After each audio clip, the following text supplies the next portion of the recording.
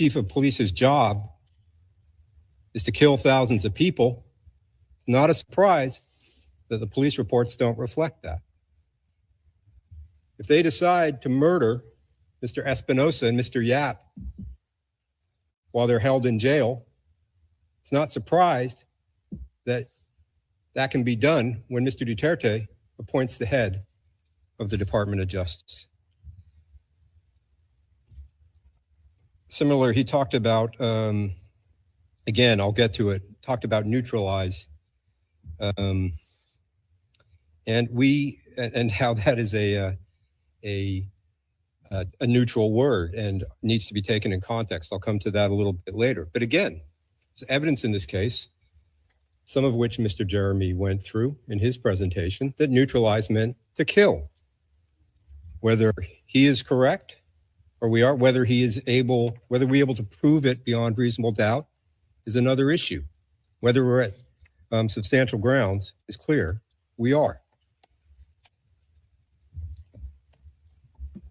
And I just say, again, responding to his argument about the documentation, that it's not unique to this case. In war crimes trials, crimes against humanity trials, where the very top leadership are the persons on trial, and when they're committing their crimes, they don't put it in writing often, let's go out and commit a crime. Mr. Kaufman will know this because we both worked together at the ICTY.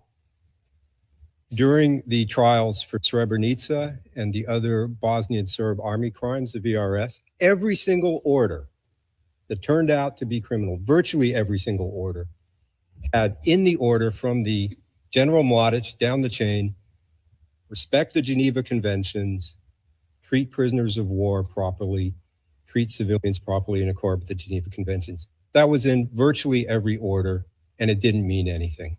It was boilerplate as part of their cover-up. I'll move on to some of his points from yesterday now. He spoke at length in the beginning about Article 7.1 and an alleged problem or inconsistency with the al-Hishri case in our definition of the civilian population in this case. The law is very clear. All that Article 7.1 requires is that an attack is directed against any civilian population.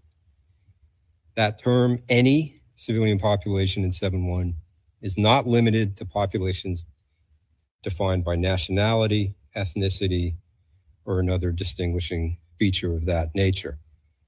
It's a question of fact to be decided by the trial chamber. We have set this out, paragraphs 17 through 20 of our DCC. It is not particularly complicated. It is not blurry or ambiguous. We stated that alleged criminals in the Philippines are the civilian population, which are the object of the attack. That's a factual issue. So the position taken in the al-Hishri case, which is different, obviously completely, factually to this case, is irrelevant. Second, the issue in al-Hishri did not concern the definition of the civilian population. It was about the nexus requirement, under Article 7, and whether it is necessary for victims of the underlying acts or crimes against humanity themselves to be members of the population. It was a different issue completely. And we have defined the population in this case. That just reminds me of what he said today at one point. Oh, well, these victims weren't necessarily related to drugs or the war on drugs. Read our brief, read the DCC. It makes it clear that it's criminals, including drug dealers, drug pushers, drug users. The incident I went through, incident 3, in my presentation on Monday, I made it clear the victims there in Davao were alleged thieves. That is why they were murdered by Mr. Duterte. very quickly, he complained or spoke about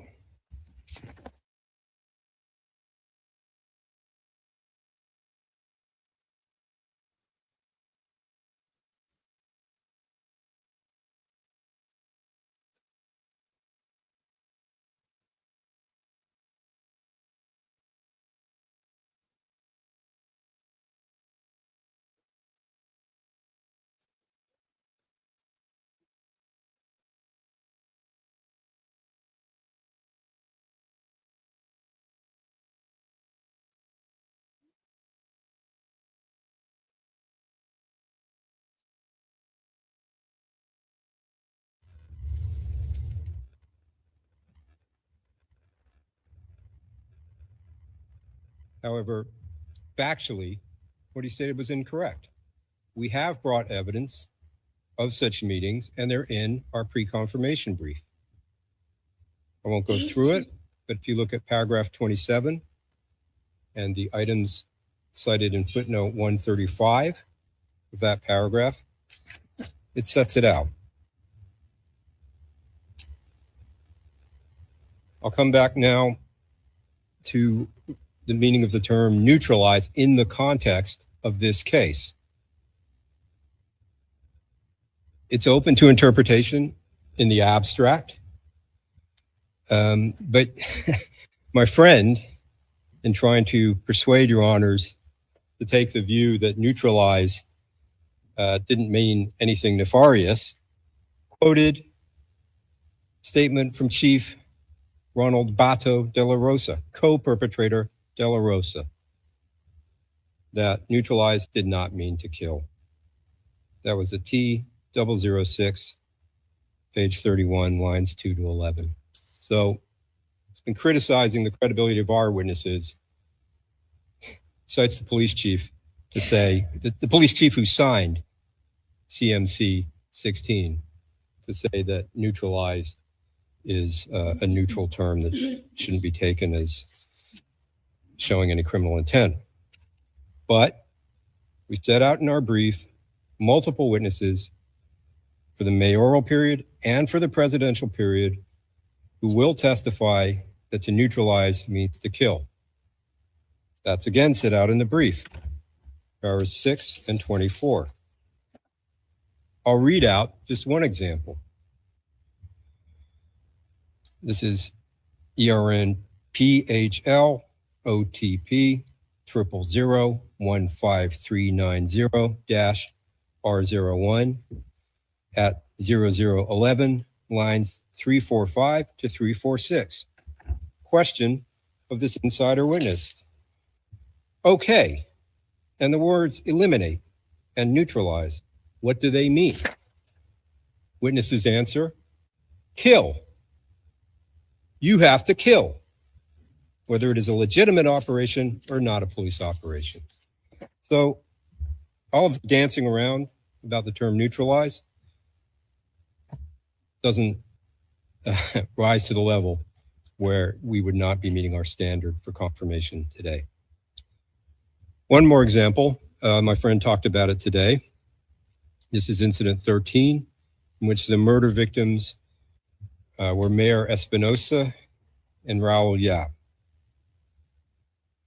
As we showed on Tuesday, Mr. Duterte, I won't play the video again, identified Espinosa as involved in drugs and said that he should be shot on sight and tracked down like a dog.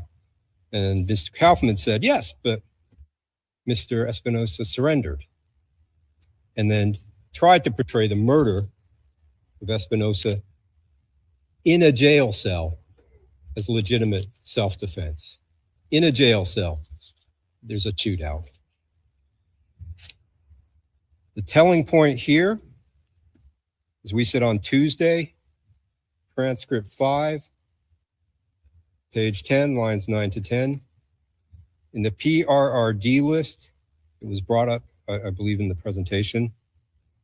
These two victims of incident 13, they are noted as neutralized on the list, not on the day they are arrested, not on the day they go to jail. They're marked neutralized on the days they're killed.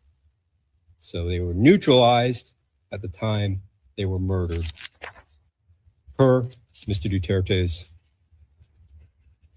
government at that time. As I said in my submissions on Monday, right from the beginning, we acknowledge throughout his speeches, Mr. Duterte and some of his co-perpetrators, I used the term allies on Monday, referred to shoot to kill and self-defense, and that they sprinkled in these references to due process and legality. The evidence shows, as I said, that was only to build a veneer of legality, to create an impression of legality, and to give his lawyers something to say when this day came. And that's exactly what has happened. Mr. Kaufman has gone through, repeated these when he can as some kind of mantra that supposedly exculpates his client. Does not. As I said, this is the lawyer Duterte trying to build in a defense in case he was ever held to account for his crimes.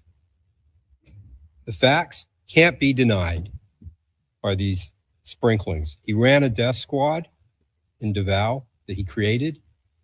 He ran it for over 20 years before he became president. His promise was to kill thousands, and he did. So it doesn't matter how many times he tried to throw in a caveat. And again, as I said, this is not uncommon in crimes committed by powerful figures. They try to build in defense. One point Mr. Kaufman made yesterday, again, showing why this case is ready to go to trial and should not be dismissed. He refers to witnesses providing what he says is exculpatory evidence. He misstated these witnesses by saying they were OTP witnesses. They're not. We're not relying on them, but their statements are disclosed. We found these witnesses and interviewed them through the process that he portrays as somehow corrupt or biased or I don't know what. They provided exculpatory information, and we disclosed it. And that is somehow meant to say that this case should not go to confirmation. I mean, these witnesses are interviewed under 55-2. They're as suspects. Is it really unusual that when you're interviewing somebody who was involved in the crimes, that they say, I didn't do it? Does that mean that this case should not go to trial? Again, we go to trial. He can call those witnesses. The trial judges will listen to his witnesses, listen to the OTP witnesses, and then decide if we've proven our case beyond reasonable doubt or not.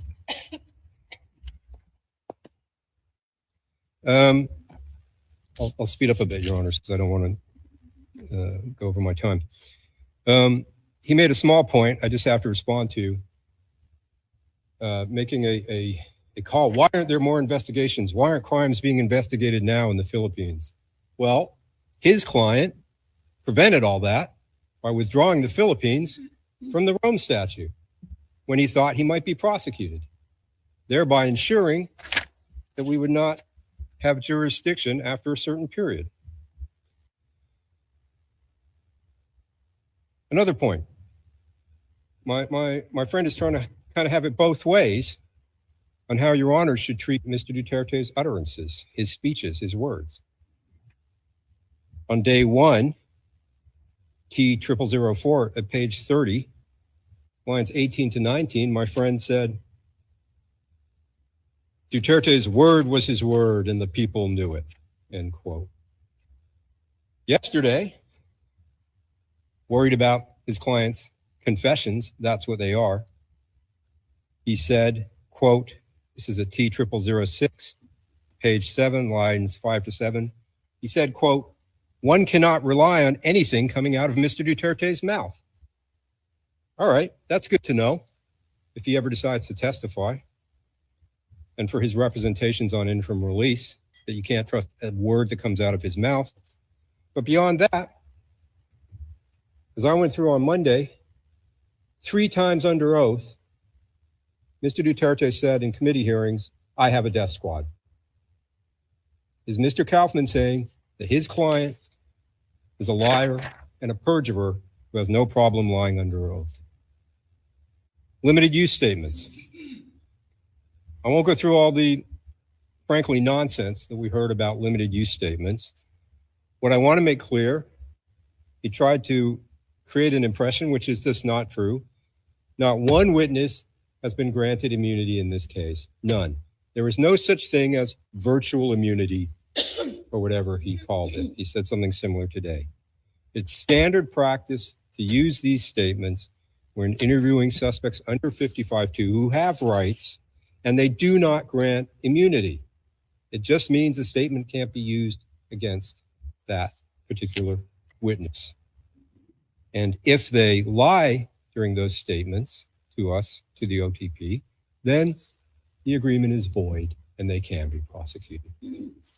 And his suggestion somehow that we should not interview the direct killers, Mr. Duterte's killers at the bottom of the pyramid, they shouldn't be interviewed. That's clinically insane from a prosecution point of view. And of course, some of those persons will get limited use statements if their lawyers request them. And finally, we're here in this court to prosecute the most responsible. And the most responsible is his client, former President Duterte, not the people on the ground who committed the killings. They are responsible, but they are not the most responsible. And unlike his client, the ones who have come forward have shown remorse for what they have done.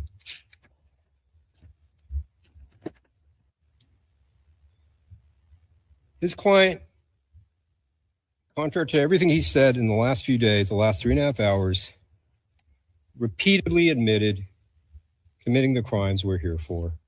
His killings of his own people, the Filipino people. We saw some of those in our presentations. I'm sorry, I missed one point. He said there was no linkage of the incidents to Mr. Duterte. He said, my friend, not one incident where the direct order came from Mr. Duterte for one of these incidents. Well, he should look at incident 1 of the ones we have charged. And I'm afraid I don't have my site because I skipped around. But in that incident, the evidence shows that we have a witness who heard Mr. Duterte on the phone, who heard that the order came from Superman, his client's code name and nickname. Mr. Jeremy is helping me. It's at para 89 of our brief, Your Honors. So that was wrong. That is, I just wanted to reply. He said that several times. It's not true. Back to Mr. Duterte. He's proud of his killings. He wants to be remembered for them. Decades of murdering his own people, murdering the children of the Philippines. And he claims that he did it all for his country. He doesn't deny it. He says, as I said early on, it's a necessary evil. It's for the greater good. Doesn't matter how many kids I have to kill. I'll clean up the Philippines. Now I want to play a clip, Your Honors. If we can do that, James. This is, you'll see the beginning. I played just a few seconds of it. I'm going to play more of it now, about 2.5 minutes.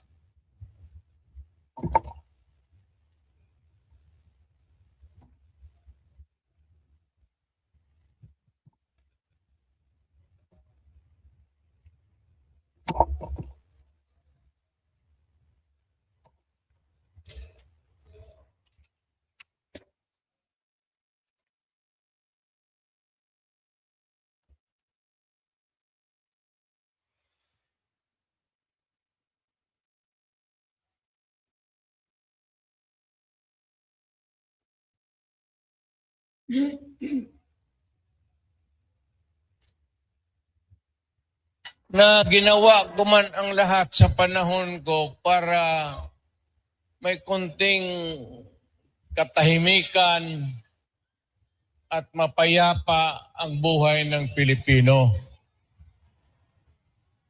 Ang problema nito, ayaw ko kung ang tingin ng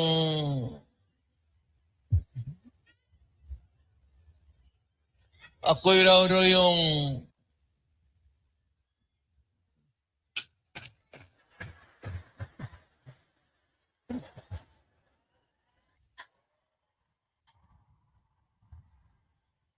o ganito na lang. Ito ganito na lang. O sa ito. Assuming na totoo talaga yung naririnig ninyo. Bakit ko ginawa yan? Para sa sarili ko? Para sa pamilya ko? Para sa inyo at ang inyong mga anak at bayan. Ang higiin ko na lang sa inyo, total, kung ganito man talaga ang swerte ko sa buhay, okay lang, tatanggapin ko yan. Wala tayong Excuse magawa me, counsel, you have 5 minutes left. Hulihin tayo kung ikulong tayo. Kaya lang, in the meantime, mag-contribute kayo, baski $5, $10, para paglabas ko sa presuhan, pagawaan ninyo akong monumento katabi ni Rizal. Si Rizal may hawak na libro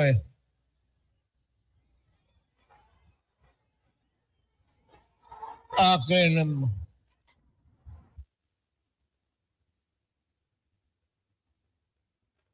Okay, what do we see there?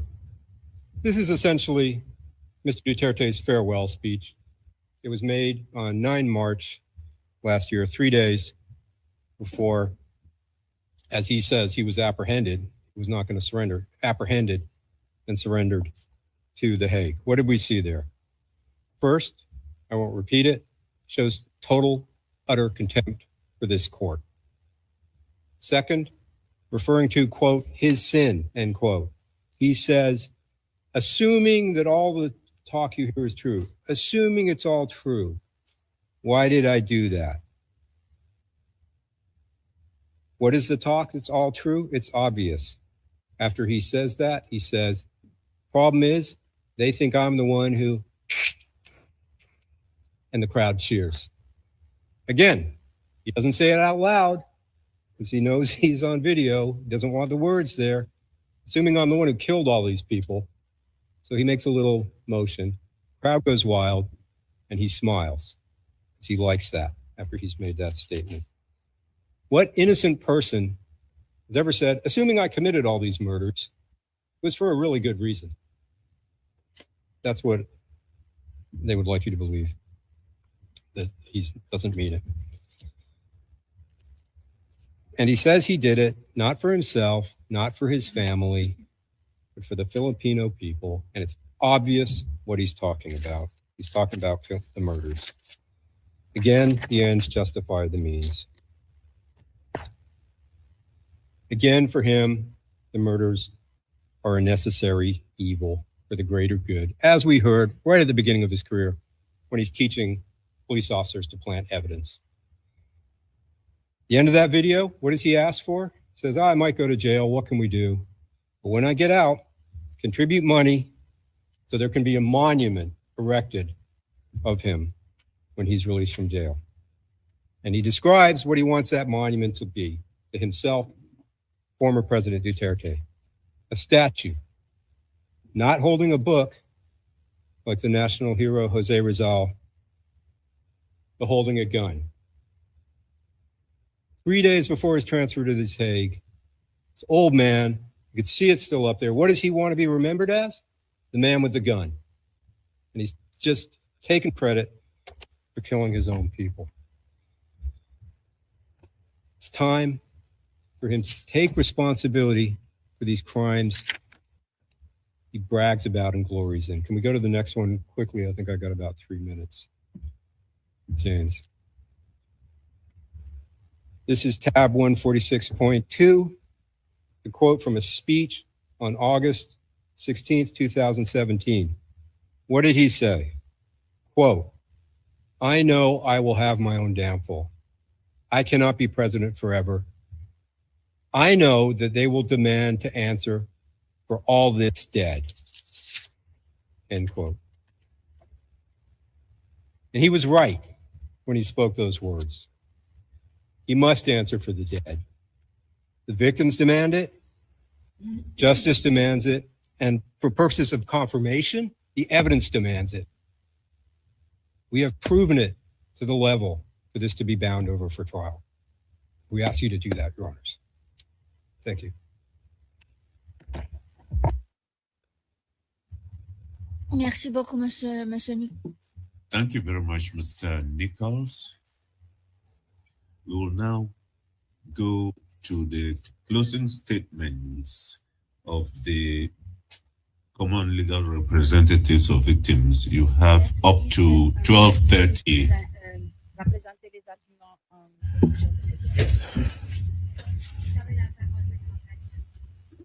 Metro Andres will present the closing statements. George Motok, you have the floor, Mr. Andres. Your Honors, good noon.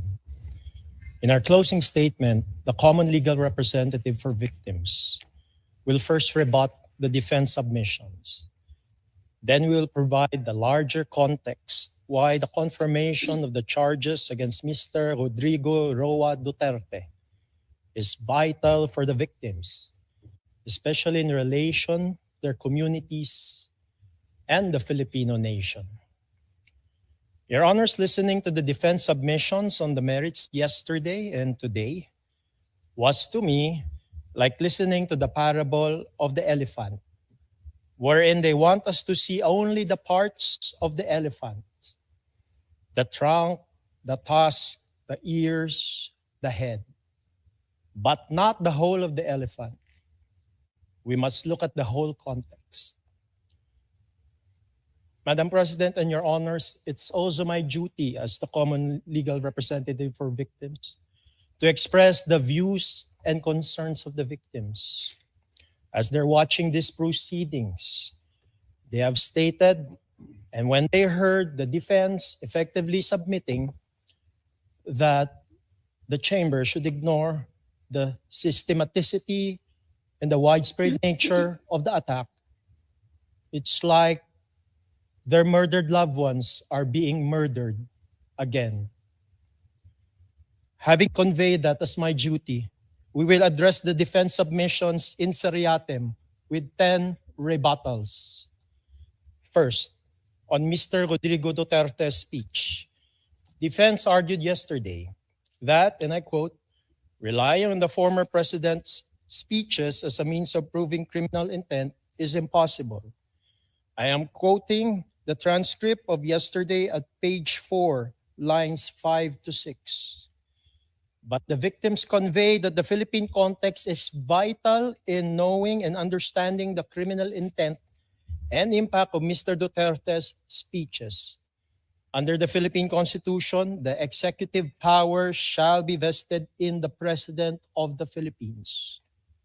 Whatever the President publicly states is policy. And in the Philippine cultural context, when there is strong respect for those in government positions, especially the President, as head of state and as head of government, the words of the President is to be obeyed no matter what. Especially for Mr. Duterte, he has portrayed himself as a man of his word. The defense even emphasized, and the prosecution also referred to this last Monday, that, and I quote the defense, for President Rudy, his word was his word, and the people knew it. End of quote. And that's the transcript of Monday, page 30, lines 18 to 19. The defense even stated that, and I quote, Rodrigo Duterte was and will always remain a unique phenomenon. End of quote. Referring to the transcript last Monday at page 30, line 14.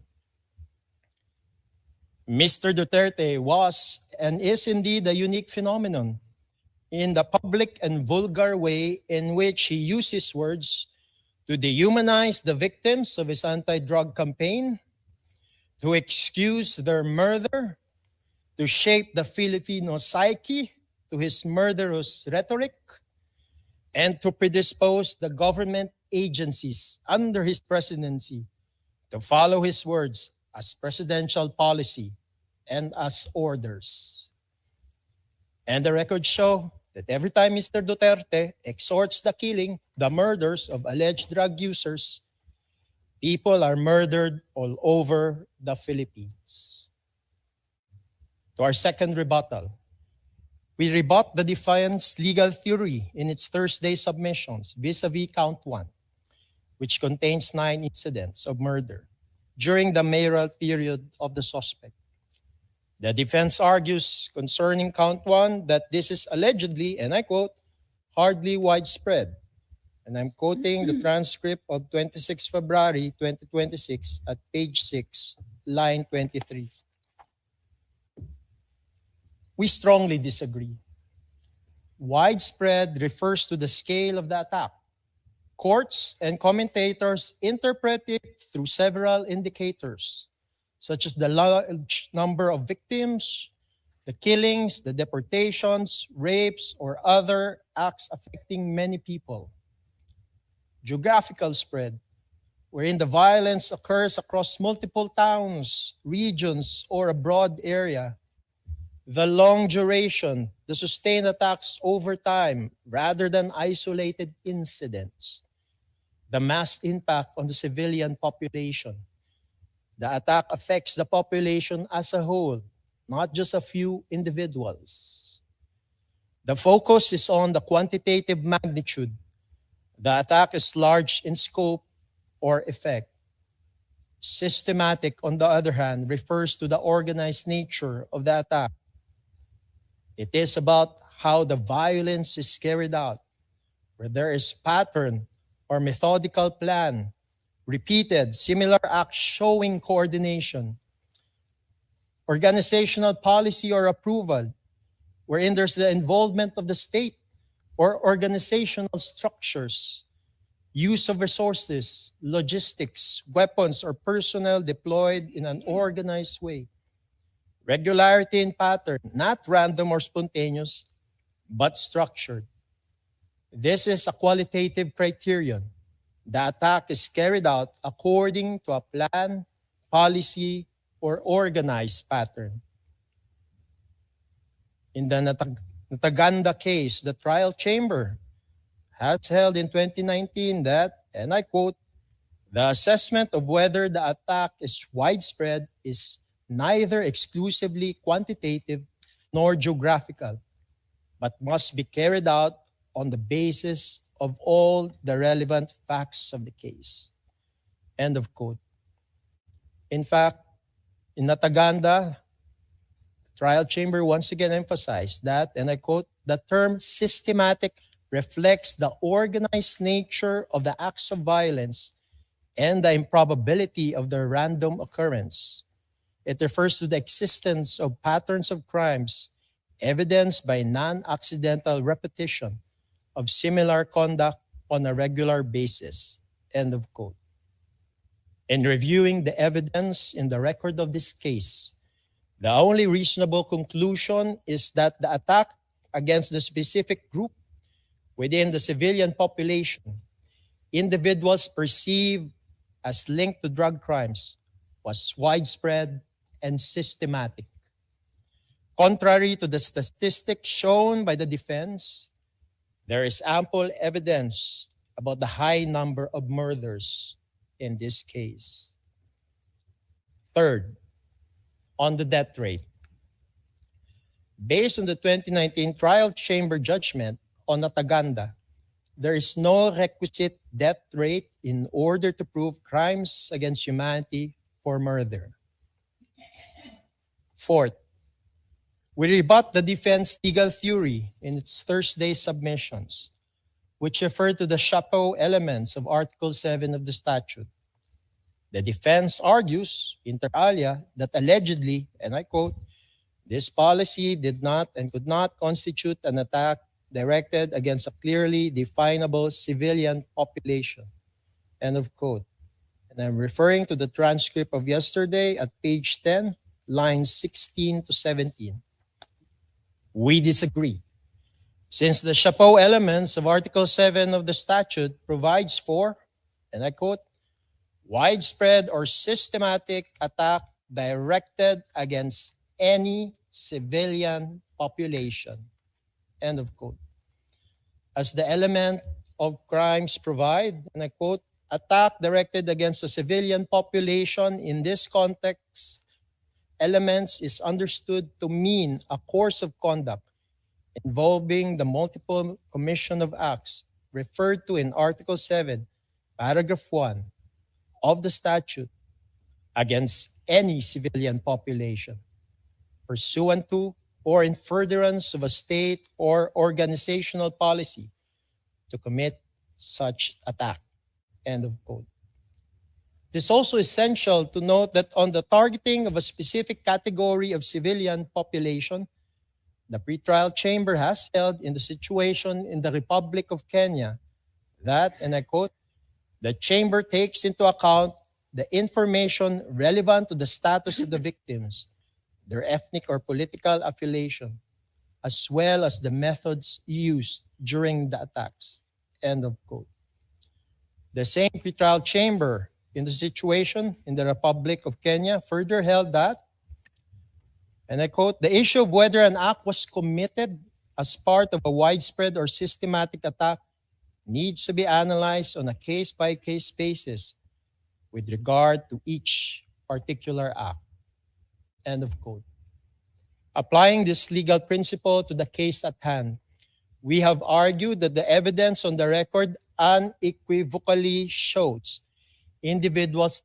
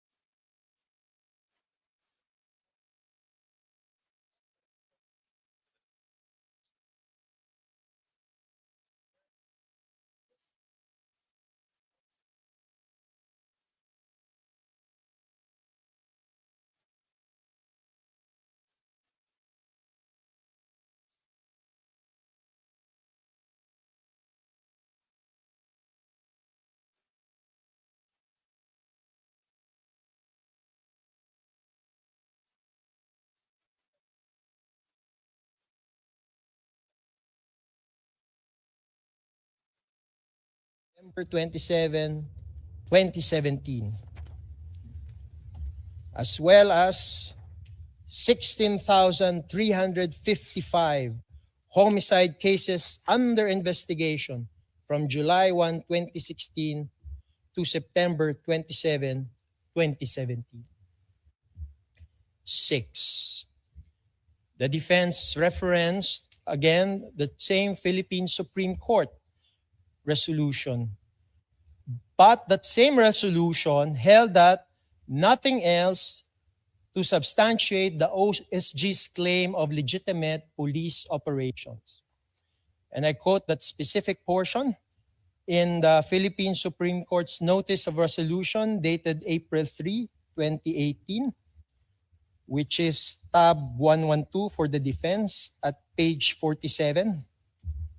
The Supreme Court held that, and I quote, apart from these numbers and their bare allegations, there is nothing else to substantiate the OSG's claim of legitimate police operations. The lack of any submission of the required information and documents leads this court to believe that there is no basis to the OSG's claim. It is Hornbook doctrine that bare allegations unsubstantiated by evidence are not equivalent to proof, i.e., mere allegations are not evidence. End of quote. 7th, Your Honor. Again, in reference to the same Supreme Court resolution referenced by the defense, the Supreme Court also held there that the PNP cannot claim presumption of regularity on deaths occurring during police operations. Your Honor, I will quote that specific portion of the Notice of Resolution dated April 3, 2018, which is tab 112 for the defense at pages 47 to 48.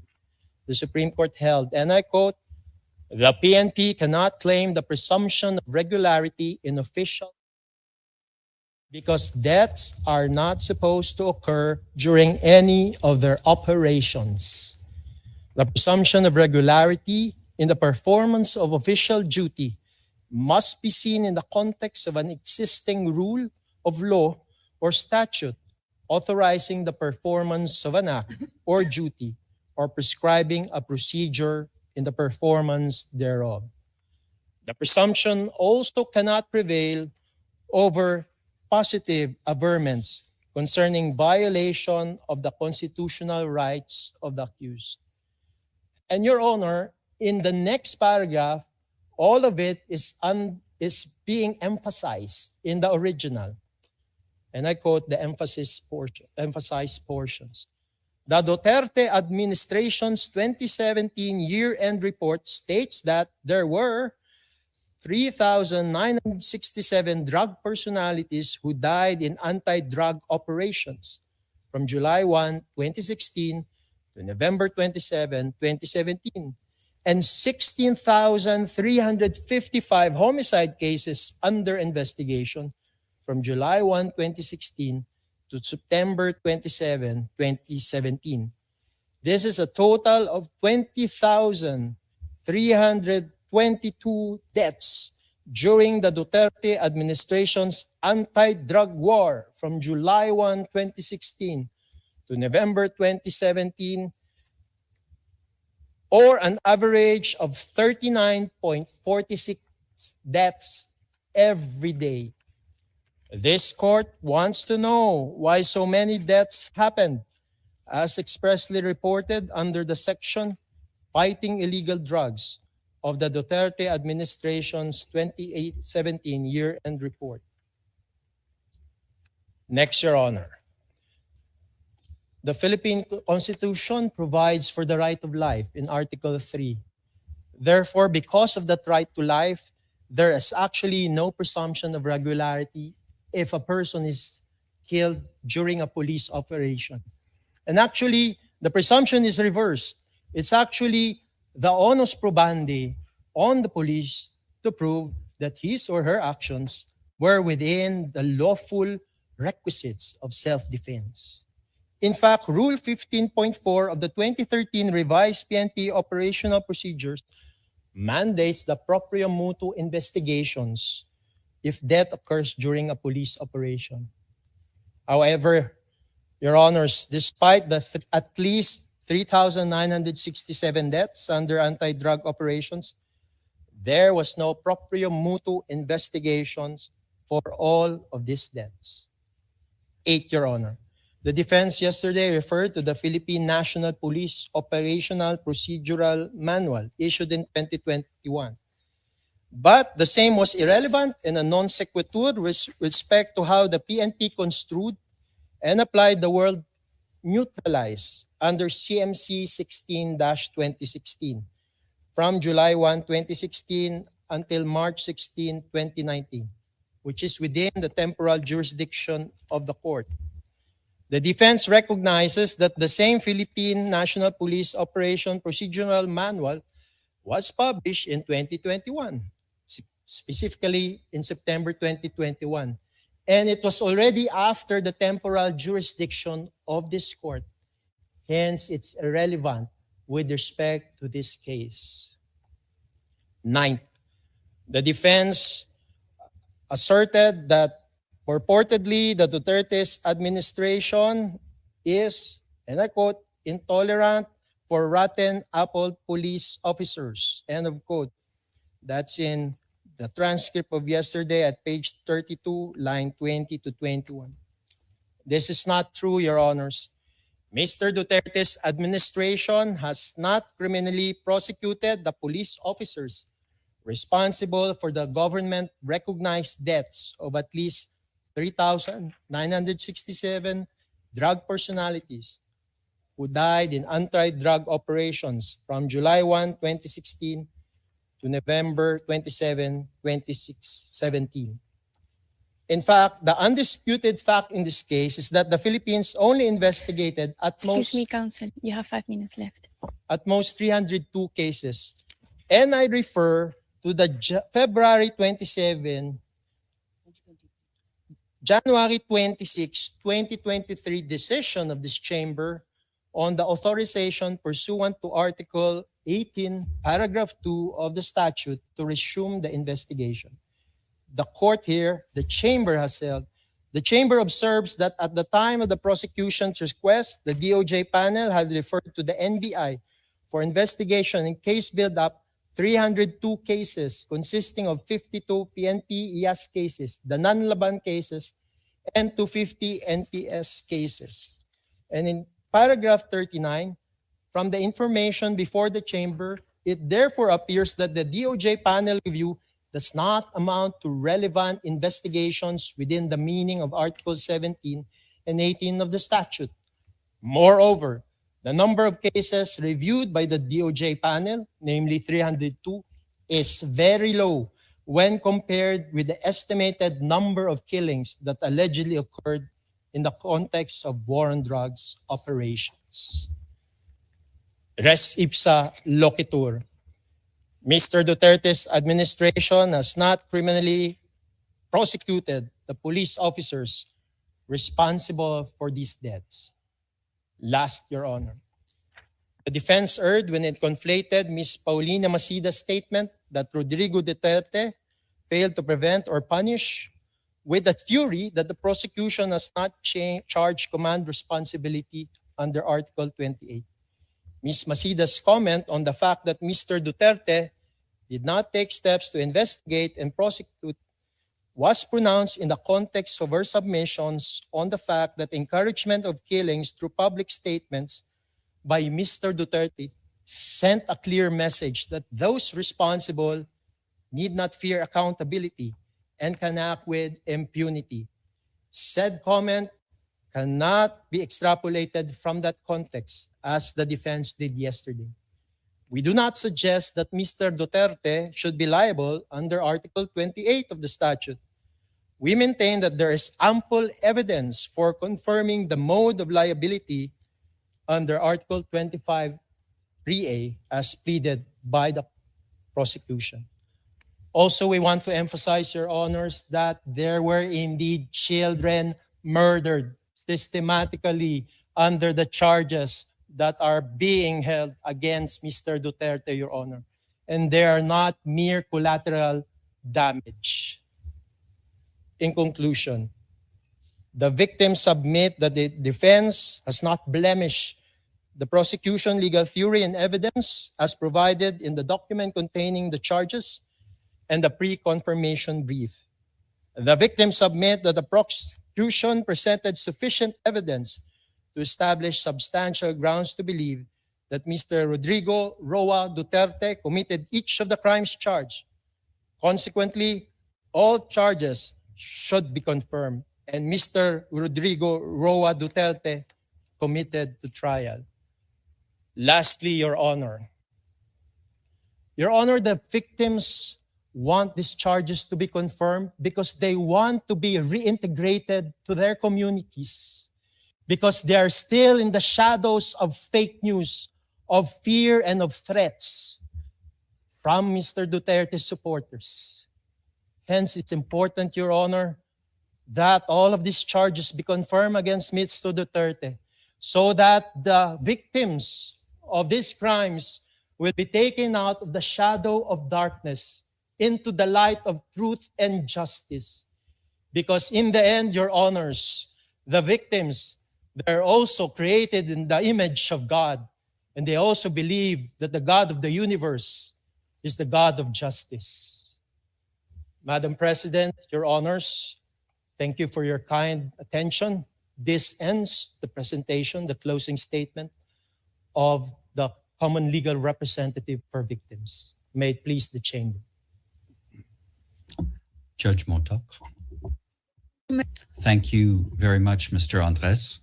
We will now take our break and resume with the final submissions of the defense at 1400 hours. The hearing is suspended.